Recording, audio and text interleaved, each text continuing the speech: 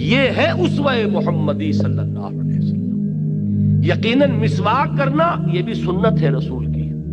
جو شخص مسواک کرتا ہے بجائے برش کے، یہ سمجھتے ہوئے کہ حضور کی سنت یہ ہے، یقیناً اسے اجر و ثواب ملے گا۔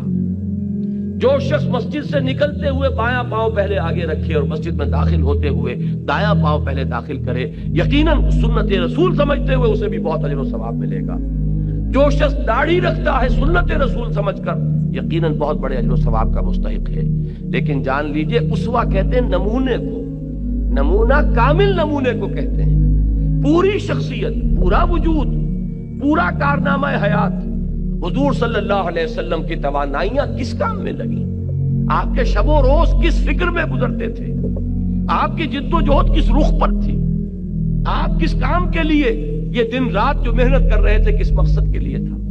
یہ ہے اصل شے کہ بحیثیت کل جب آپ رکھیں گے سیرت محمدی کو، اگر آپ صلی اللہ علیہ وسلم کوئی ایک گوشہ لیں گے، کوئی ایک پہلو لیں گے، وہ بھی مبارک ہے، لیکن یہ ہے کہ بحیثیت کل، ان ٹوٹیلٹی، حضور صلی اللہ علیہ وسلم کا اسوہ کیا ہے؟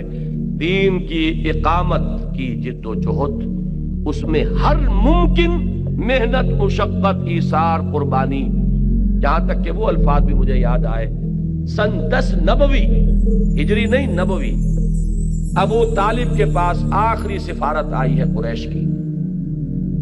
انہوں نے آخری چیلنج دیا کہ ابو طالب ہمارے صبر کا پیمانہ لبریز ہو چکا ہے، اب یا تو تم محمد کا ساتھ چھوڑ دو صلی اللہ علیہ وسلم، یا پھر ٹھیک ہے میدان میں آ جاؤ۔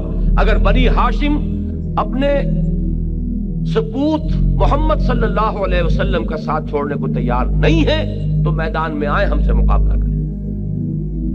ابو طالب نے ابھی تک بڑی ہمت کے ساتھ ساتھ دیا تھا حضور کا، اس میں کوئی شک نہیں، لیکن اس وقت پائے ثبات میں لغزش آ گئی، ہمت جواب دے گئی، حضور کو طلب کیا۔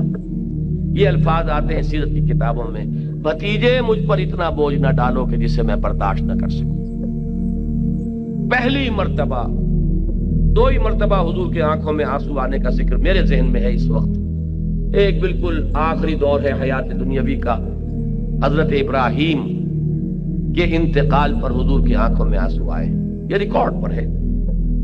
ایک یہ پہلا مرحلہ ہے سن 10 نبوی کا، جب ابو طالب نے کہا بھتیجے مجھ پر اتنا بوجھ مت ڈالو جسے میں برداشت نہ کر سکوں، تو آنکھوں میں آنسو آئے، اور آپ نے فرمایا کہ چچا جان اب تو یا تو یہ کام پورا ہو کر رہے گا یا میں اپنے آپ کو اسی میں ہلاک کر لوں۔